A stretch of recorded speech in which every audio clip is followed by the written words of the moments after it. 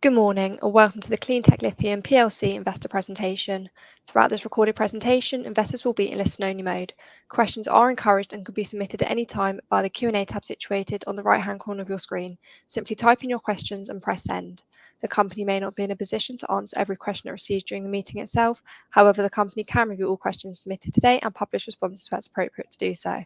Before we begin, I'd like to submit the following poll, and then I'd like to hand you over to the management team. Daniel, good morning, sir. Good morning. Thank you very much indeed. Good morning, everybody. So we wanted to have a time to give a fuller explanation that we can put in the RNS of today's announcements regarding the current funding and the acquisition of the additional 30 licenses from Minergy. We're joined this morning, obviously, by Steve Kessler, who most people will be aware of us now moving back into the company's non-exec chairman. And we're also joined by Ignacio, who came on a few months ago as the company's chief executive officer, having joined us from Albemarle, where he was the country manager, Albemarle being the world's largest lithium producer. So in summary, we have today announced that we're raising £4.3 million at 5 pence a share with a full warrant at 6 pence a share. I'm going to pass over Ignacio to talk through the issues we had around the seal and how we believe these will address the issues. There are a number of questions at the end, including some about how we're going to look after existing shareholders. There will be a retail offering, which I will talk to at the end, just available to existing shareholders on the register to participate on the same terms as this institutional placing. But if it's okay, I think it's best if I address all of that at the end of the presentation as we run through. But with that, Ignacio and I were together in London last week. He's only just got back into Chile. So Ignacio, I hope you're over the jet lag. Very good to see you. And maybe if you could maybe outline, I think the main thing on shareholders' minds is going to be the sale application, which is critical to us, what the issues were and how today's the sale and purchase agreement that we signed on Friday evening and announced this morning, and then the funding to pay for those licenses will address the sale application. Sure, Daniel. Thank you. Good morning, everyone. Yes, I think, of course, the first question on everyone's mind is what is the sale process stage today, and why are we acquiring these licenses from Minergy? So let me get you through it. As many of you may know already, the company applied to the streamline process in a sale application in the Laguna Verde project. And a couple of months ago, it was not admitted to a streamlined process, mainly because it did not comply with two requirements from the government. The first one was that the government defined a polygon that I will show you in a slide here, where the company or any applicant needed to have at least 80% of the mining licenses within that polygon. And the company only had roughly 56% of the licenses within that government's referential polygon.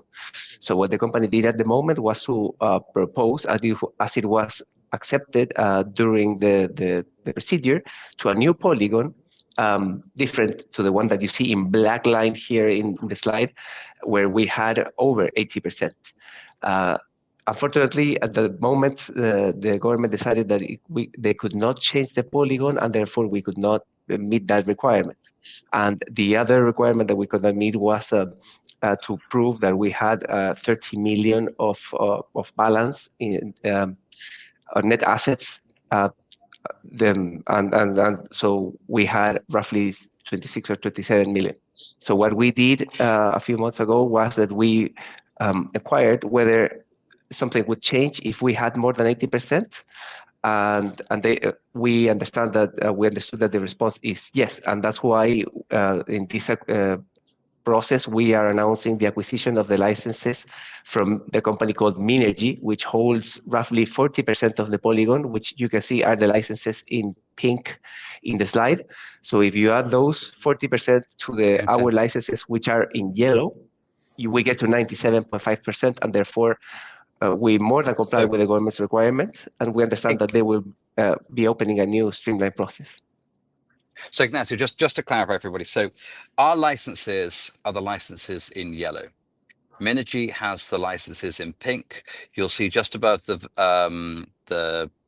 lake, There's a small black box and to the right there that are held by somebody else, which represent 2.5%. The government in their original sale application or proposal allowed companies to put forward their own referential polygon.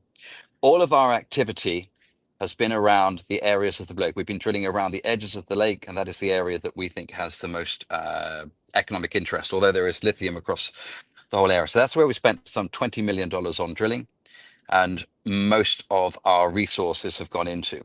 So we put in a much smaller polygon centered around the lake area, which would have had CleanTech in excess of 80% of the reference polygon.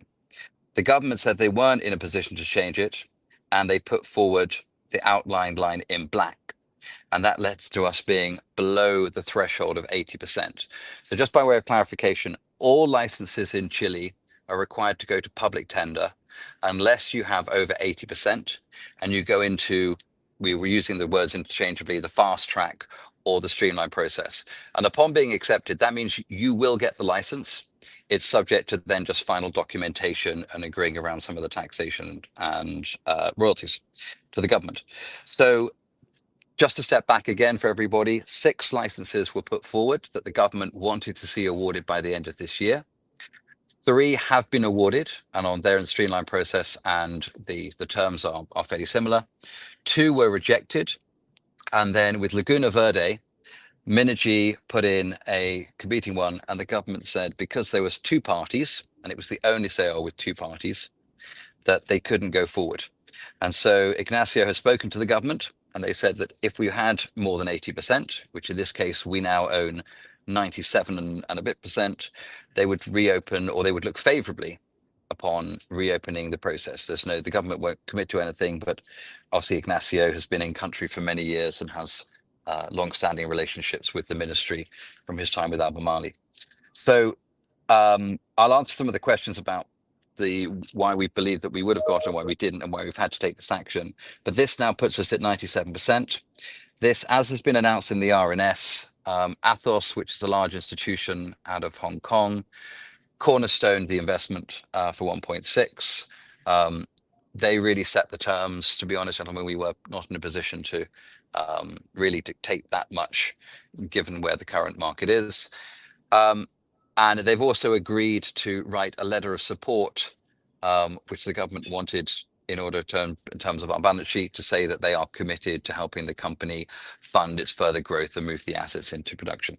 So sorry, Ignacio, I just wanted to explain that. So now, once we settle this and we pay for them, all those areas in pink will now become CleanTech's areas, and we'll have 97.5%.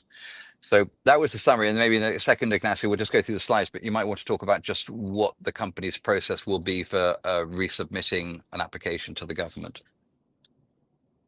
Yes, Daniel. So this process, the SEOL, Laguna Verde SEOL is going right now through an indigenous consultation process, as every SEOL has to go through. It started in July, and it should be finished by October. And what should happen next is we believe the government will be in the position to open, now that we comply with the 80% of the licenses, they should be in the position to open up a new streamlined process by the end of the year during November, and we would be the only applicant. As you mentioned correctly, Dan, and thank you for adding to that, this was the only SEOL where there were 2 applicants. Not only CleanTech applied, but also Minergy. So now that we are acquiring those licenses and having the whole, almost the 100% of the land position, we would be the only company that could apply to the streamlined process, and we should be admitted to the process within the year, and then negotiating the terms of the contract that, as you say, are pretty standard, as the government is already negotiating similar terms with several companies in other salars. And we should probably, during the first quarter of next year, should be hopefully awarded the SEOL. Thank you. Ignacio, should we just, I think that explains here all the licenses. I'm sure there'll be questions we'll address. So let's just go back to the beginning and we'll just run through them in order to update, and we'll talk about the PFS and everything else that we're looking to do. But let's just go back to the beginning slide. So that's just a refresher. Well, Ignacio, I'll let you talk to the slides individually. Thank you. Yes, I hope that all of our investors are well aware of where we are, but so I will go briefly about through these ones. We are located in the Atacama region, where we have this our two main projects, Laguna Verde, our flagship project, and Viento Andino, and our pilot plant is in Copiapó, which is the closest city to the salars. We have our Laguna Verde project was selected one of the 6 salars to be prioritized, and that's why we entered into that streamlined process that we were talking about. As a company, we've invested over $30 million in research development, in acquiring and operating the pilot plant, and in technical studies that allow us to have conducted scoping studies both for Laguna Verde and for Viento Andino. We have a hydrogeological model for Viento Andino done by Montgomery. We tested our brines in our pilot plant in Copiapó, and then that eluate post-DLE was sent to the US to a partner that went all the way through to lithium carbonate of battery grade. And well, this is part of the race. Dan, I don't know if we just go through these ones very quickly. What I mentioned, what the SEOL is about, why we were not admitted because of the 80% and because of the net assets of 30 million. As I mentioned, we will be at 97.5%. And as Dan also correctly mentioned, our largest shareholders and the government has said that this would be acceptable and willing to send a support letter to our project if we are admitted into the SEOL, and that would suffice to meet the $30 million requirement. So we would be in the position to enter into this new streamlined process by the end of the year. And these are the timelines that I was referring to. From August to October, the indigenous consultation process should go through. The main objective of this process is to define the polygon with the indigenous communities and some compensations that the government can agree with the indigenous communities going forward to operation. And then from November to December, once that is completed, the government should be opening a new streamlined process where we'll be the only applicant. And afterwards, again, as I said, from January onwards, we should be negotiating the sale terms with the government and closing during the end of that quarter. And this is the licenses that we acquired. Sorry, that take us to almost 98% of the license. Yes, Dan. Sorry, yes, you're the next slide of the PFS. Let's just go on to the PFS for 1 second, if we may. Yes, okay. The PFS. So, gentlemen, we've spent the best part of $3.7 million on our PFS, which the board did not want to release until we have the acknowledgement that we're into the sale process, because until we had secured the deal to acquire these other 30 licenses, all in pink from Minergy, there is commercially sensitive and beneficial information. And we were on the understanding that we thought we were going to be the only bidder in. So we will now, with these additional licenses, need to just spend another 70 to 100,000 US updating the PFS to include all of the licenses that CleanTech will now own. But once we have, the government has announced that we're into the sale process, should they do so, and again, we can't say for 100% certain, but the conversations that Ignacio has said that the government wants to award this. This is the most advanced project. This has got the most work done on it. We have the pilot plant. We've actually produced lithium. So the government is seeking to get these projects moving. And they are very much by the book. So there's a question about why we were wrong about this application, which we'll address. But now that we have the licenses, we should tick the boxes to meet their requirements. They want to go forward. We'll update the PFS. As soon as we're in the process, we can do the PFS. And we believe that that will be very positive for the market and for the share price going forward. I don't know if you want to maybe just talk, Steve, a little bit about where we are with the PFS. Yeah, we've done all the engineering of the process and the estimation of capex and opex for the DLE and downstream process. The one bit which needs to be updated is that the existing design of the well field and the resource is only on the existing licenses of CleanTech Lithium. Having acquired the Minergy licenses, it means that all of the resource in those areas will now be attributable to CleanTech Lithium. And there certainly are resources that we've identified in those Minergy licenses. It also means that we can use those Minergy licenses to spread out the well field and the reinjection wells and other infrastructure. So we're not as constrained as we were just on the CleanTech Lithium licenses. So this is the bit that needs to be updated with Montgomery on updating the resource and the well field design. I think realistically, subject to if the sale application now goes forward with the government at the back end of this year, when would you hope that we would be in a position to then have an updated PFS and publish it? Before year end? Yeah, once we are in the streamline process, that's the guarantee we will get the sale, and then there is no area of confidentiality against any other potential competitor. So we will be able to release the pre-feasibility study. Okay, thank you. Ignacio, should we move on to that should be in the sort of November timeframe. Okay, so about 3 months, September, October, November. Wonderful. Ignacio, would like to move on to a page? Yes. So so one. Go ahead, Dan. Sorry, carry on, actually. What I was only going to say is we got absolutely pummeled, obviously, in the market by the fact that we weren't awarded at the first round. And then after the last round, obviously, lithium prices were around about 8, 9. They went down to a low of 6. And across the market, both on the ASX and the TSX, many companies traded down with the price. The price is now back up closer to 10. There's been just yesterday, CATL had some of their mines shut down in China due to breaches of a number of their permitting rights, which takes about 3% out of global production.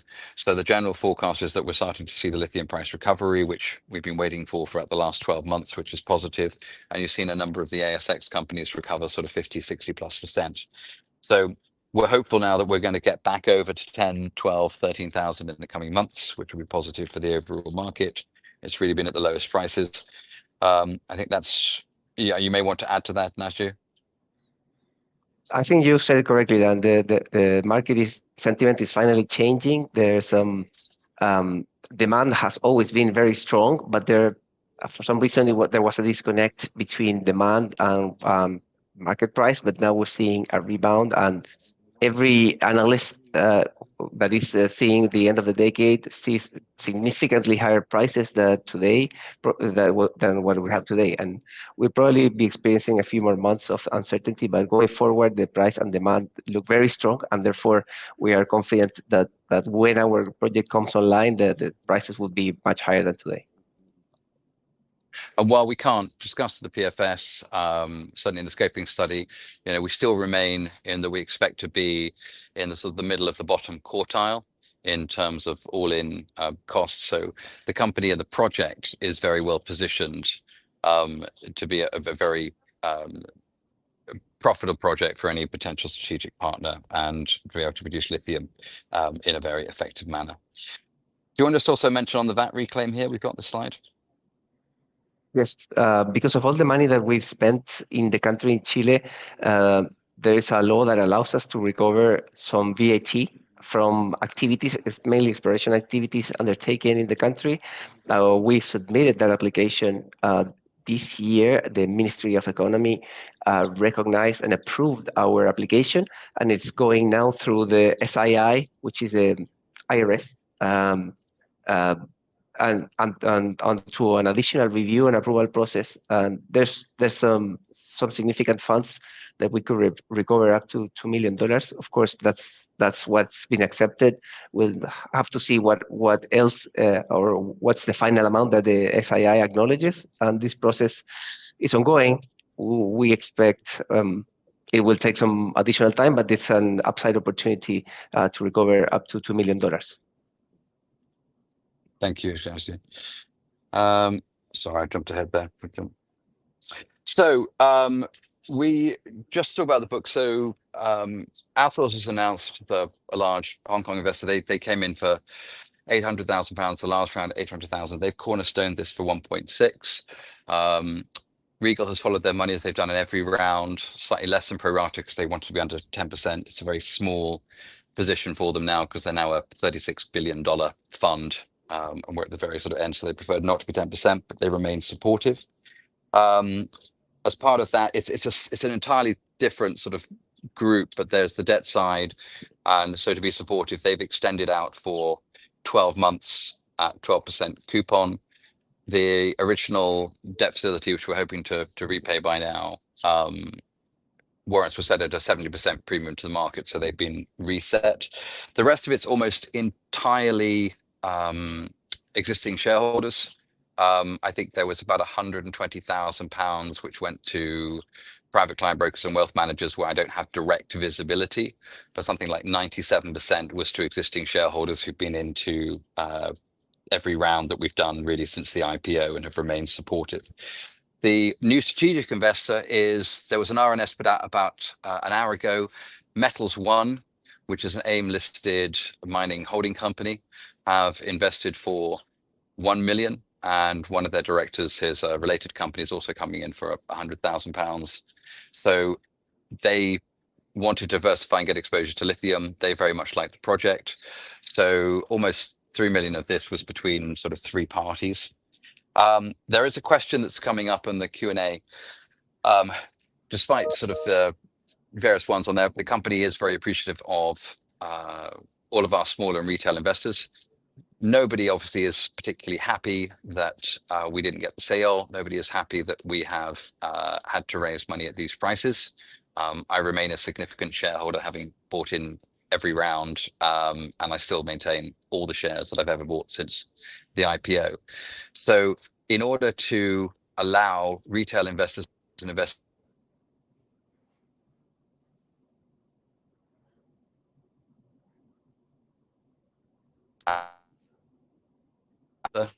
in 2 weeks' time, we needed to get Jersey Financial Services Authority approval, as we're a Jersey registered company.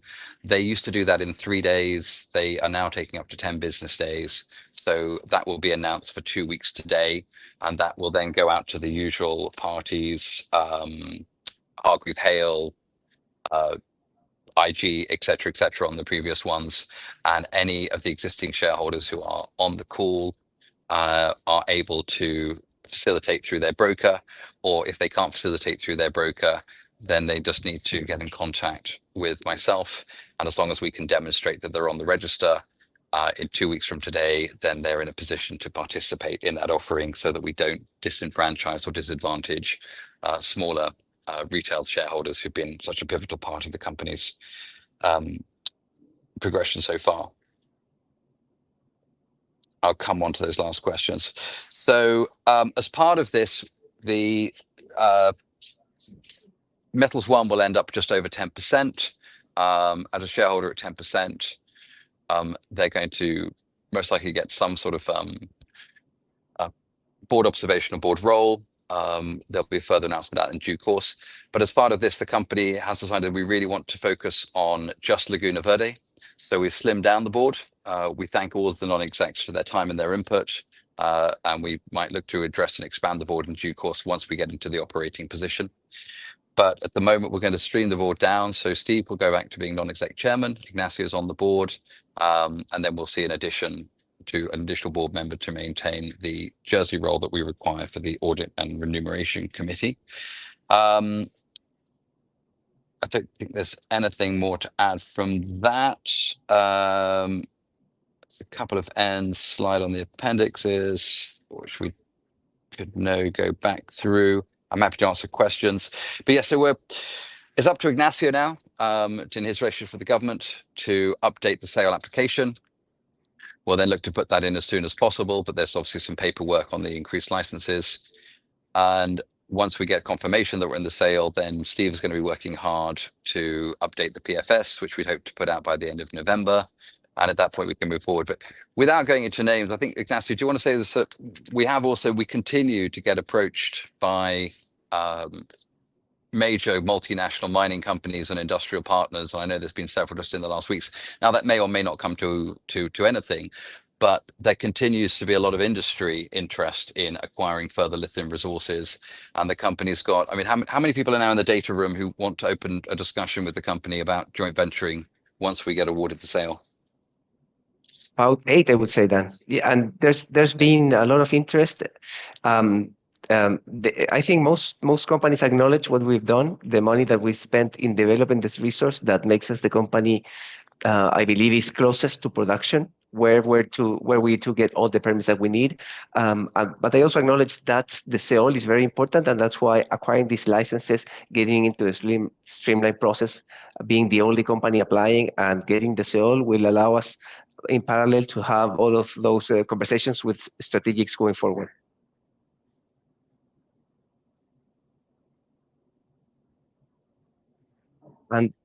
And while we're at, I've seen some questions about the polygon, so maybe I can take a shot at explaining again. So the polygon originally was called the referential polygon because the same regulation said that it could be modified in 2 stages. One stage is the indigenous consultation process, and the other one was in direct negotiations with the applicant. So it was always referential, and that is why we submitted a new polygon to the government where we had 80%, because it was within the rules to do so. But also, as you mentioned, there were 2 applicants in this sale. The only sale that had 2 applicants was Laguna Verde, and that I think made things more complicated for the government in terms of being able to be more flexible with the polygon. And that is precisely the reason why acquiring Minergy is so important to us, because now we can be the only applicant and have more than 97% of the polygon, reassuring our position there. If you add that to all that we've done, the relationship that we have with the indigenous communities, the hydrogeological model, proving our DLE technology, it is clear that it's going to be very attractive for strategic parties to approach us at this time. Also adding up to when we publish the PFS, that as you mentioned, Daniel, is almost ready and will be published once we are admitted into a streamlined process. I think there's going to be momentum going forward for the company into those conversations.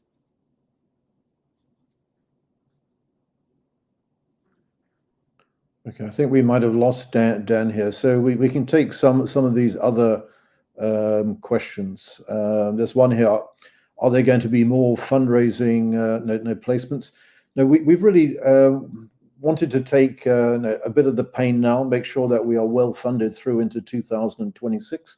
We want to make sure the current funds are sufficient to take us through the sale process, into the award of that, finish the PFS. We still have some ongoing DLE test work to complete, and work through with strategic investors. It's always been our intention that to fund the next phase of work going through into DFS, EIA, all the way through to the final investment decision, is bringing in a strong industry partner at the project level, who would buy equity into the project and provide funding going forward. So that's our intention, with the potential strategic investors. So we do have quite a number already engaged. And I think Steve? Yep. Oh, sorry, I was going to say, sorry, I've just put myself on mute for a second. But yes, so in answer to that one, this will allow the company, this funds the company through for a full 12 months. And it was one of the number of the institutional investors when the company was seeking to enter into the negotiations with Minergy to acquire the licenses. There was a view about raising less, acquiring the licenses, getting the sale application and publishing the PFS, and then coming back. But it was felt from some of the major shareholders that the company needed to take the pain now, for want of a better word, and be fully funded for 12 months to allow for any potential slippages in timeline or delays, so that by the time we need to look at things in a year's time, we should have the sale, we will have the PFS, we will have been able to publish the PFS. So we're now fully funded through the next year and a bit. And as Steve says, once we get the government acknowledgement that we're going into the sale process, which is again subject to that being awarded, then at that point we can enter into serious negotiations with a number of strategic partners, all of which Steve and the board have been maintaining a dialogue with, and they are significant and serious and large parties that want to be taking the project forward. But we need to get we had to get the sale. We need to get the sale awarded, and on the back of the sale, we need to then publish our PFS. And I think I'd like to add on that. No, I worked for Rio Tinto for 17 years, so I will know how they decide which commodities to get into and which technology to use, which jurisdictions that they want to work with. So it's very, very significant. And other people in the industry have always watched Rio Tinto acquire a DLE project in Argentina, then acquire Acadium, and then very clearly have made a big push to become to have lithium as a major one of their commodities going forward. And what they've also done is stepped into Chile. They have joint venture agreements now with Codelco to develop the Maricunga project, which is only 40 kilometers from us. Joint venture with Enami at Alto Andino, because they recognize Chile is the jurisdiction to be. It's a very strong mining country, very strong technical skills, very strong lithium experience there. So this is the stamp of approval. Now, Rio Tinto wants to be in lithium. It wants to be in Chile. And the technology it's going to be applying at those projects is direct lithium extraction. So on all those, we are right in the right commodity, the right jurisdiction with the right technology. And that's why these major industry partners will be very keen to continue the discussions with us. In order to try and as fully answer as many questions as possible, I'm just going to deal with them from the top, Steve, so that everybody feels that they were given a fair and complete hearing. I don't have it sort of the who, but somebody's sort of pointing about being very disappointed with share price performance. There's no other. We are all extremely disappointed. Steve invested at the IPO, which would have been at 60 and the next level. I've invested at every single level. We are down approximately 90%. It's not an excuse, but across the board, actually, the majority of junior lithium companies in the exploration stage. And at the height, when we ran up, lithium prices got to almost 80,000. They went down to 6 as recently as a couple of weeks ago. So unfortunately, we are very much, as an exploration company, driven by the underlying commodity price. The sale application and not being able to get that on the first award has hurt us significantly. But in terms of going forward, we believe that the sale will allow us to have certainty that we have the exploitation rights. It is a really, really good, solid lithium project with great economics. We will then be in a position to publish that PFS, and then I'll talk about the ASX in a moment. The next question was, are there going to be more other fundraising placements? How are we going to look after existing shareholders? So we are now funded through a year, and in answering somebody else's question at the end, the tax return is not in the current funding budget.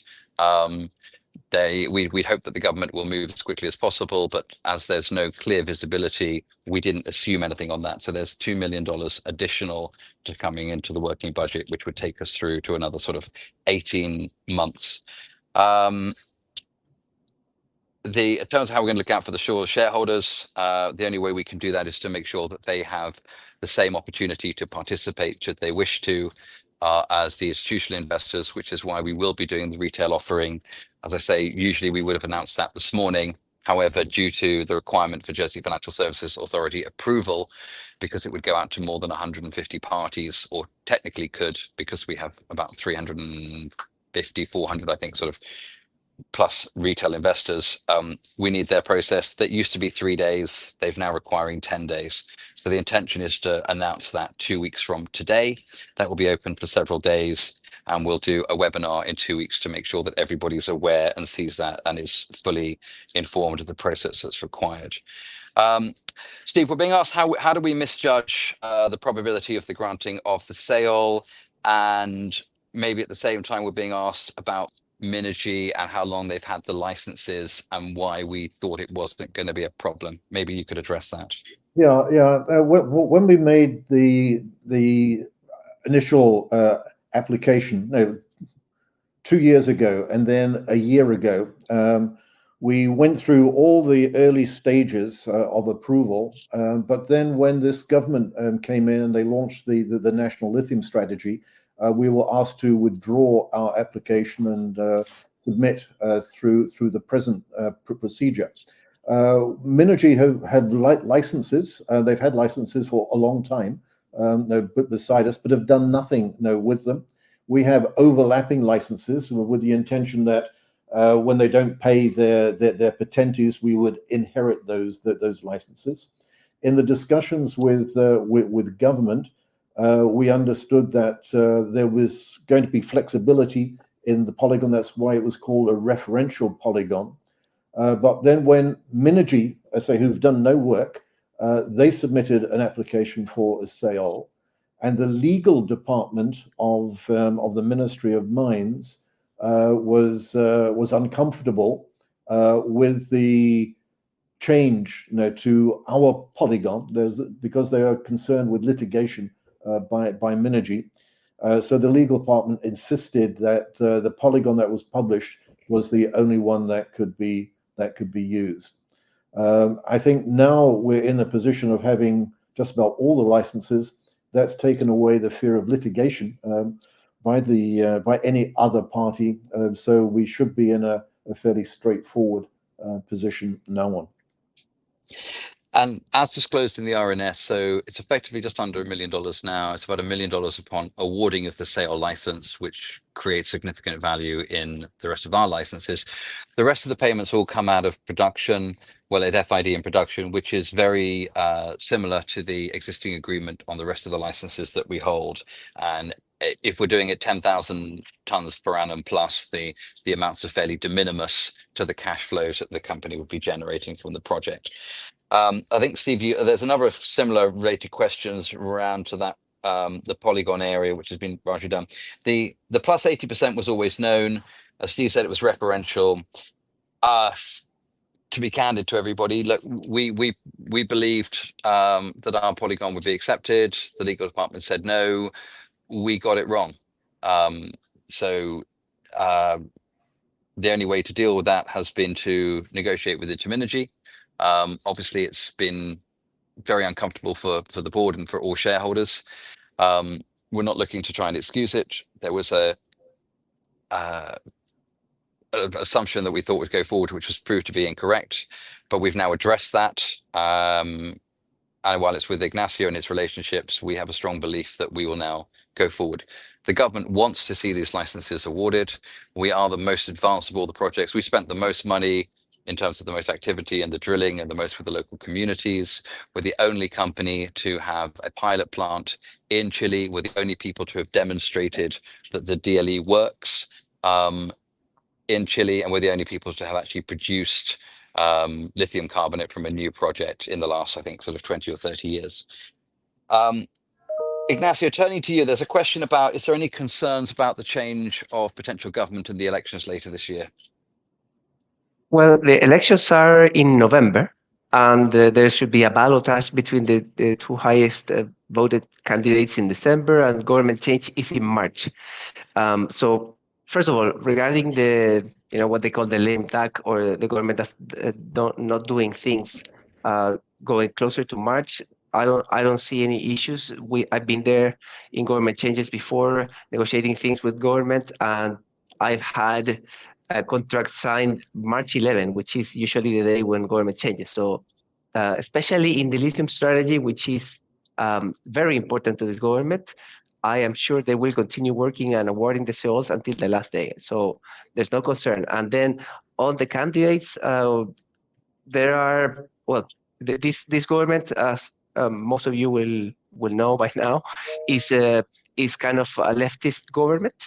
They have been pro-market. They have been the only one that have advanced lithium strategy really in the past 2 decades. But the next government is probably going to be more right-wing and more pro-investment. So we believe and will be building those relationships with the candidates that will be higher in the polls. We believe that going forward, they will be even more open to develop the lithium industry. So it's an optimistic view from that standpoint. Okay, Probably want both of you here, so I'm just going down the list of questions. But from Raj R, we have, what's the timescale for the company to moving into production and profitability? Well, from production, we would hope to be in profitability and major stumbling blocks. So I'll turn to Steve in 1 second first, but obviously we need to get the sale. We need the operating license. The PFS is largely done. And at that point, I think as Steve has addressed, actually, Steve, I don't need to come back to you from there, but as largely addressed, we have 8 parties in the data room. The next step for the company would be the DFS, which is moving to the definitive feasibility study, also sometimes referred to as a bankable feasibility study. And we would be looking to fund that from a joint venture partner. And that would be in return for them getting involved at the subsidiary level to then carry the company going forward. In terms of, there was another question about what we would need to accept a bid. The company at this point is looking for a joint venture partner and to remain active on the license and to grow this company. It is not looking to sell the assets and certainly not down at any of the share prices where we are at the moment. The operating license and the PFS showing the robustness of the project are really 2 critical items in the development of moving the project forward. And then, to be honest, we're going to very much be driven by where the lithium price is going to be in about 3 to 4 years. But Steve, given the timeline here and the requirements to do the DFS, what would you say is the sort of the medium long term in terms of the major stepping stones to actually produce lithium? Well, the 2 major things is having completed the PFS, identified the technology that we're using going forward. We want to get into the DFS. That would normally take 9 to 12 months. We do need to do additional drilling work to increase the measured and indicated resource. We need to do test work on the re-injection. So that's all part of the DFS, and that will require no funding.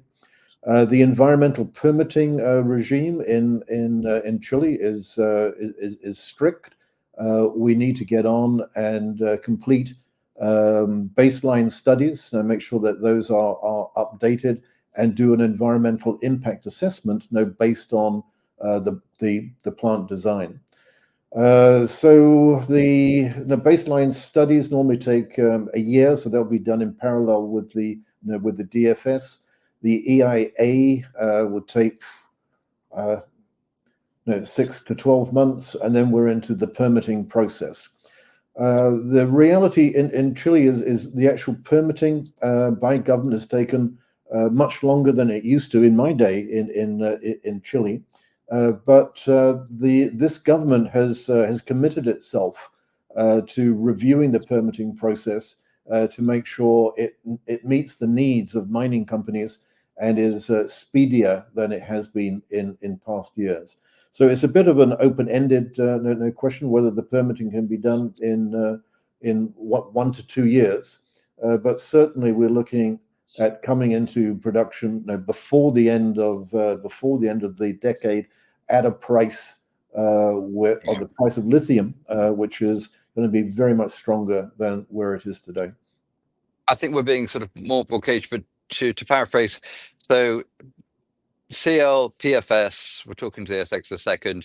Next year will be through the DFS, and as part of that, there's various further drilling and studies, etc., which are required for the DFS alongside a partner. Permitting in 2027, and then hopefully into production sort of between 28, 29. Would that be fair, Steve? Yeah, that's reasonable. I think one of the aims that we'll have is working with the local government and the communities and national government to meet what they want to do is to see new lithium production as early as possible. Now, the government was initially saying they wanted to see new production in 2026. Our project is the closest possible to meet their timeline. So we will need their help in the permitting to get it as streamlined as possible. Thank you. There's a question here from John A regarding plans for the ASX.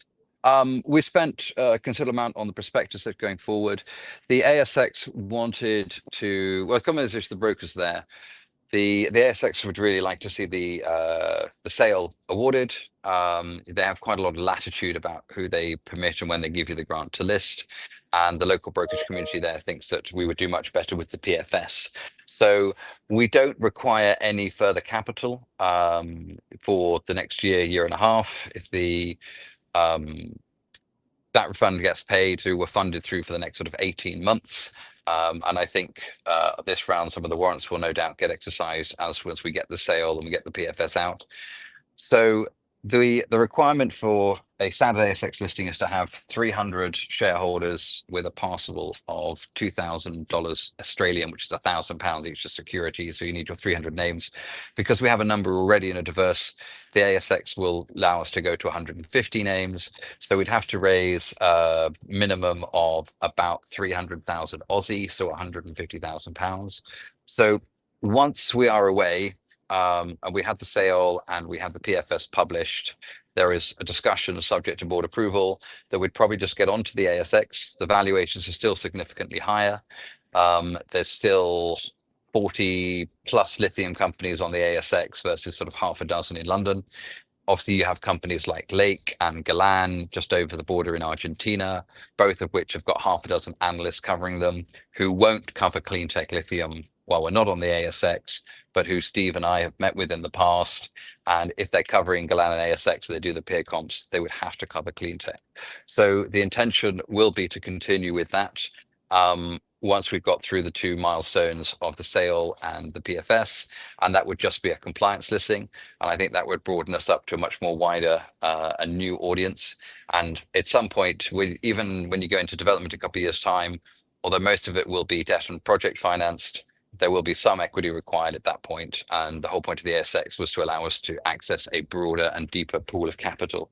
So it's still very much in mind, but we have the 2 other hurdles to get through first.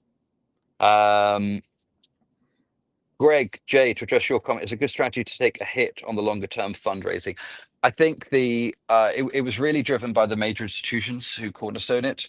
They did the last 2 rounds. We came back 6 months, and there've been delays. And they said, "Look, we will come in and we will continue to support the company, but we want to see you having in excess of 12 months runway, because you may get it before Christmas. There may be a delay. The government may have other bits and pieces. It might fall into January. The lithium price is recovering, but we don't know." So they said, "Look, you can't keep coming back here, and there's a risk if we only fund for 6 months that we get to January and." You're going to potentially be in a position where you're weak on cash and you don't have the sale yet actually physically in hand. So it was a requirement of the financing. It really wasn't our choice. That the major institutional investors said, "Look, take more or nothing, because we don't want to see you guys having to come back to market within a 12 to 18 month period." So, and that's not uncommon with institutional investors. They want to see that you've actually got enough cash on hand to fulfill what you're trying to do in your proposal. Going down from that, I'm going to come back, John, to your question about lessons learned and put that to Peter, but just looking at the other one from Paul. The retail offer it'll be on a first come first serve. You're not allocated because you don't get 100% take up by retail investors. We'll look at what people have. We'll look at the allocations, and then if somebody put in for 2 or 3 times what they had in their space in the book, then we would make that available. And what we'll do is we'll look at the share register, and we'll try and do our very best to make sure that everybody is allocated as equitably and as full as possible. But as it's unlikely that everybody on the register would take their pro rata allocation, we'll be Paul able to allocate, but it won't be on a first come first served. It would be on a proportional basis of the overall book. Any further questions, you're very welcome to email me directly. Andrew, I think the new presentation is going up.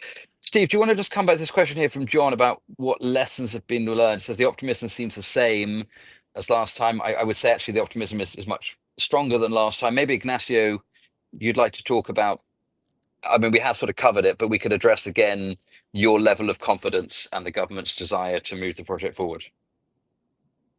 Yes. So, Steve, do you want me to start, and then you can add into my? Yeah, please do. Yeah. So it's a fair question. Now, I think we are approaching the end of this government. The government doesn't have a lot of time to be able to award more sales, and clearly the company is in a prime position, was already, but now acquiring Minergy, going over the $30 million, over the 80% threshold, and also having the support letters from our shareholders, which has been validated by government, it could be accepted. We comply with the requirements set forth by the government. So the timeline is on our side. We meet the requirements, so it's on our side. And we're the company that has done more work in the ground to develop a project that all of that is acknowledged by people here in Chile and by the government. And that is clearly what the government wants to see. Not only award sales, but also down the road in the future be able to say, these are the companies that we brought into the country, that we allowed them, gave them the sales to be able to produce. The company that is going to be the poster child of the lithium strategy, because we will be the first, it's going to be CleanTech, because of all the work that has been done in the past few years. Steve? Thank you.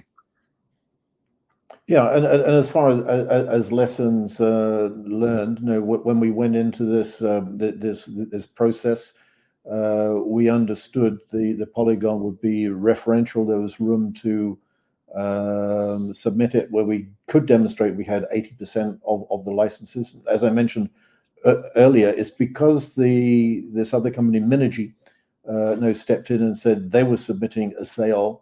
That caused a problem within the ministry, because there were a number of people who wanted to directly award to CleanTech Lithium, but the legal department said, no, we can't risk litigation from this other company, Minergy. I mean, it could have been that we, some time ago, made an offer to buy the Minergy licenses. We didn't think that was necessary, and just getting the ministry to award us the sale, but it proved necessary at the end of the day to go down the road that we have to raise money to acquire the licenses and get ourselves into the best position to go into the process. So yeah, we could have done this earlier, but we'd have had to go to the market, raise the money anyway, because we were never in a position to make the offer. On budget. I think also Minergy hadn't paid for their licenses for about 2 years, and there was a general view that they weren't going to be able to come up with the cash to maintain it. So we had submitted an overlapping license, but we are where we are, and we need to press forward with the sale. To Paul P, we still mentioned about slimming down the board. The slimming down the board is just an overall cost cutting desire. The board is very great, and I think we would possibly look to reapproach certain members when we get closer to production. But it was felt from the major shareholders that they wanted the company to really cut across the board until such time as the sale is awarded. But that is not to imply that we've rescinded the Viento and Dino ownership, or that we plan to. We'll continue to hold those assets and to move forward, and we will give an update later on in this year. Wayne, that's noted about your wanting to be emailed. That's absolutely fine. Ben, thank you for your thanks. Obviously, everybody is disappointed. I had some gold things that went down for 2-3 years, and now they've shot up, and they were down sort of 75%. It is dilutive. It is painful. It is disappointing. As I said before, I'm not just acting as a broker here. I put in excess of 400,000. I bought not only in the last round, but I bought another like 30 grand, I think, at 13p. And I am subscribing because it is so dilutive. I am putting in for 100,000 here, partly on behalf of me and partly on behalf of brother and parents who've been invested in for a long time, who are not in a position. So nobody is happy. I don't want to sort of dismiss or belittle the frustration and disappointment that everybody has. Steve is acutely aware of it. Ignacio is aware of it. I'm very aware of it. I get a number of less than friendly emails and correspondence from some parties. Nothing is certain in junior mining companies. If the lithium price had maintained, it would have been great. If we hadn't have had that first one where there was a misrepresentation saying that the Chilean government was going to nationalize the industry. Obviously, the issues around Aldo 2 and a bit years ago or 2 years ago now were very unfortunate. So we've had some things against us. However, the board and Steve have worked hard. We've now negotiated what I think is a very reasonable deal with Minergy. And this does give us 97.5%. So even if you went to a public tender, there is nobody. But we are very much of the opinion that the government has expressed to us that they would like to see this project awarded. They recognize all the investment that's been put in. And we are very hopeful that we will be able to get past this and move on to negotiations with strategic partners by the end of this year, early next year. And it does remain an extremely compelling asset. We are at the bottom of the cost curve. It has some very, very nice specifics. We've produced lithium. We know we have 99.9% battery grade lithium. We also know that we're very, very low in the impurities. We're very happy with the product that we produced. So all of those are positive, but we need to get the sale awarded, and that then unlocks everything going forward. So that is why the board has been put in the position to seek the Minergy licenses, and we've had to fund it at what is a disappointing share price, but it is where we are, and we can only apologize to everybody on behalf of that one. Is there anything else, Ignacio, that you sort of wanted? Oh, hang on. So Lance has asked if we could just address the change in language between when we were talking to the other party in the RNS about going back to the government and refinance, and the party that was potentially to come in to take out the loan note holders, Steve, and the extension of the loan notes. Yeah, we were approached by a party some time ago, and actually reached heads of terms for that party to make a premium subscription, into the company and to take over the loan notes. There was a timeline, to complete that transaction. Unfortunately, the other party decided it couldn't meet that timeline. We needed to raise funds, to keep the company moving forward, and they also wanted to completely restructure the terms of the agreement that we had reached, which was not in the favor of our shareholders. So we walked away from that and went back to our shareholders and the loan note holders to seek agreement to extend the loan, raise the funds to continue working to get the sale and get a strategic in. So that's the reality. Yeah. When you do transactions, some parties things right at the last moment, which was not going to be to our advantage. So to be so candid, so we had this approach. Negotiations were ongoing. As part of that, the loan notes came up, so we had to put out the press release that we're extending for a month. And the guy saying basically tried to move the terms around at the last minute. So beginning of the week before came back, so we had a couple of days to redo it. And although the bulk of the loan notes is with Regal, it's a different fund, but they are very supportive. So they've been very amenable and helpful. And then we started this on Wednesday last week. And as I say, about 3 million is done with about 3 parties, and the rest is another sort of 8 to 10. In previous ones, we had to at the bottom rely on various private client brokers, and we don't have much visibility. But we've also taken money in from market makers. We've taken no money from market makers. We've taken no money from private client brokers. I think some of the market makers and maybe some people are selling down an expectation, but there is. And all this goes to the EGM. So the headroom's about 1.12 million. That will be allocated to Athos as a single shareholder on this first round. The rest goes to EGM. So there shouldn't be any really loose stock coming back at all, as all the subscribers, with the exception of Metals One, who are coming in as a new strategic investor, they are all long-term shareholders who've invested in every round and haven't sold a share. actually one exception of a fund that got in at the IPO, sold out at the high, did well, and was come back. But they're a UK small companies fund, institutional. So George C, not releasing the PFS has cost the shareholders massively.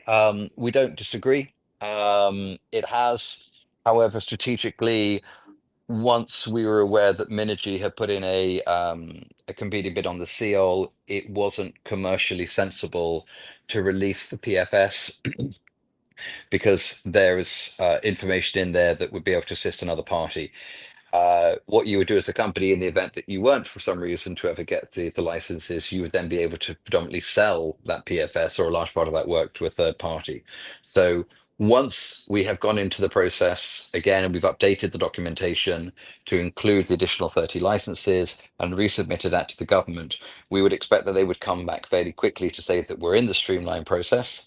And once you're in the streamline process, that means you're getting the license.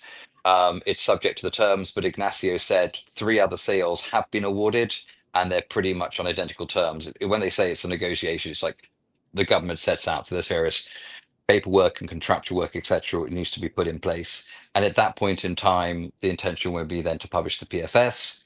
While we can't go too much detail, all we can say is we remain very happy that the project is a very robust project with a very solid rate of return and a very solid net present value. So those 2 things will hopefully be very key activity before the end of the year. Andrew S, I'm not sure whether the new presentation has been posted, but Nick is on the line, and I'm sure if it hasn't already, it will be done very quickly. I think that is all of our outstanding questions that don't really overlap with anything else.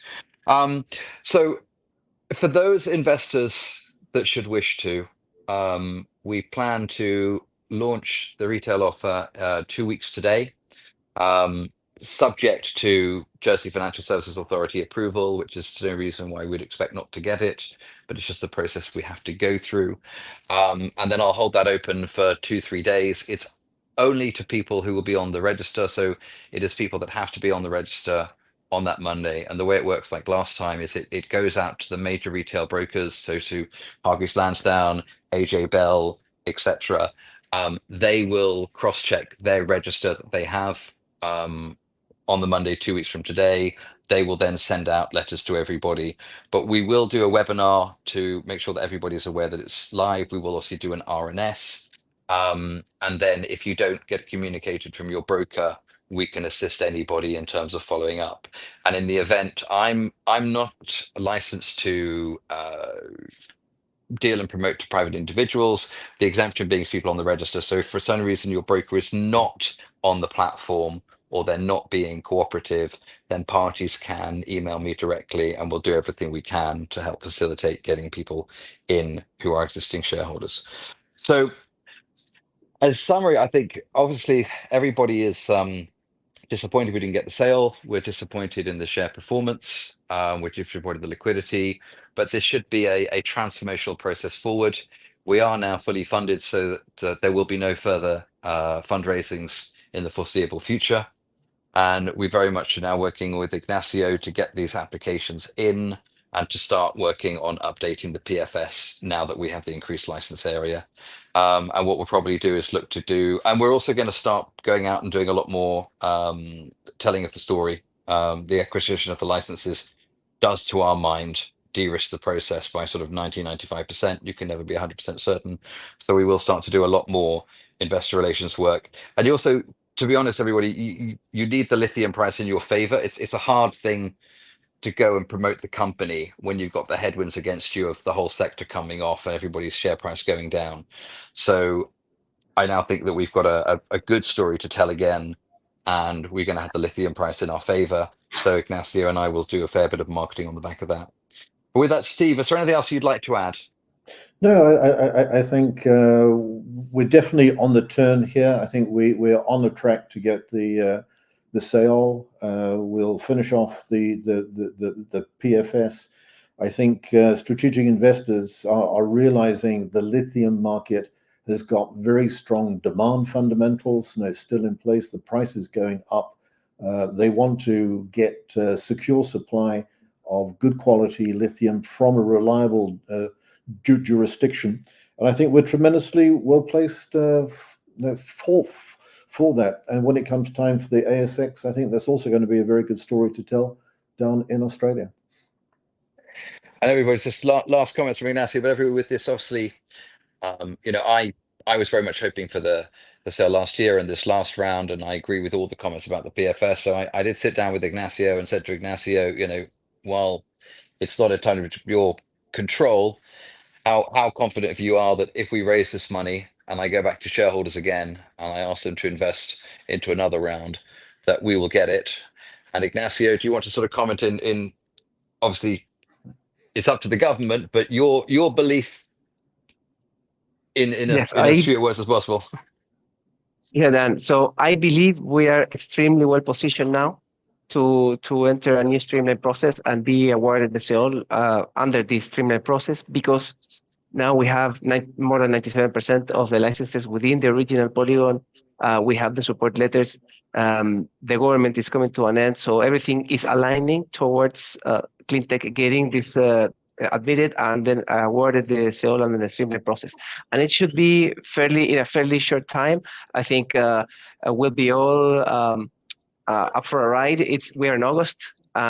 So these things, the PFS, the sale, everything should be moving by the end of this year. So it's 4 months. We'll have a lot of work working with the communities, working with government to make sure this happens.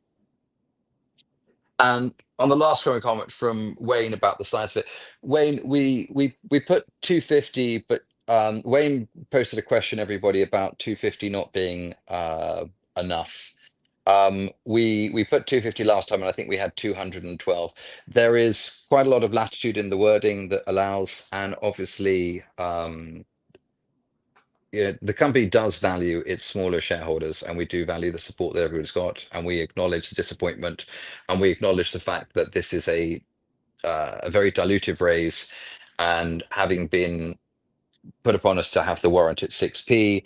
I mean, if we recover back to 10p here, it allows a lot of people to recover the investment that we've lost so far, and with the warrant value. So if we had significant retail demand, I'm pretty sure that the board, in consultation with their broker, would do everything we can to facilitate that. We do have some latitude. It says that, I think there's wording there that says we're looking for 250, but we reserve the right to close it early, extend it, or increase more. So retail, well, put it this way, our existing shareholders will take precedence over any other interest. There is the broker option that we put in for 250, and that's just because there are a couple of institutional shareholders who were on holiday last week. And again, they may not want to, but we didn't want to not give them the option. So that's over the next week or two. And in the event that we had a significant retail demand, we would do everything we possibly can do to allow our shareholders to come in at this price, so they're their best position to be able to make their investments whole, and then hopefully make a significant return on their investment as we go forward. I think that covers everything. I am available on email. I'm not jumping into the Telegram from month to month something, because, to be honest, whatever I say, somebody ends up writing something that's fairly unpleasant and abusive, and it just becomes a waste of time. But I'm very happy and available to answer questions directly on email. I think my telephone number is on the RNS, and I'm more than happy to take calls from any shareholders. I'm limited, obviously, in some things that I can say, but I'm more than happy to take calls from any shareholders that would like to address things to me. And if anybody has any further questions and they'd like to set up a call directly, as we do with institutionals, we're very happy to try and make time available for either Steve or Ignacio. And with that, hopefully we look forward to closing this round off fully, getting the sale application in, being awarded the sale, publishing the PFS. And I do believe that we're at what should be a significant inflection point for the company. So thank everybody for their time, and I hand back to meet the company. Guys, thank you for updating investors today. Can I please ask investors not to close this session, as you'll now be automatically redirected to provide your feedback in order that the management team can better understand your views and expectations. This will only take a few moments to complete, and I'm sure will be greatly valued by the company. On behalf of the management team of CleanTech Lithium PLC, we'd like to thank you for attending today's presentation, and good afternoon to you all. Sorry, last one. My email's on. Somebody just asked my email. It's on the RNS at the bottom of the RNS on the company's website. Okay, many thanks.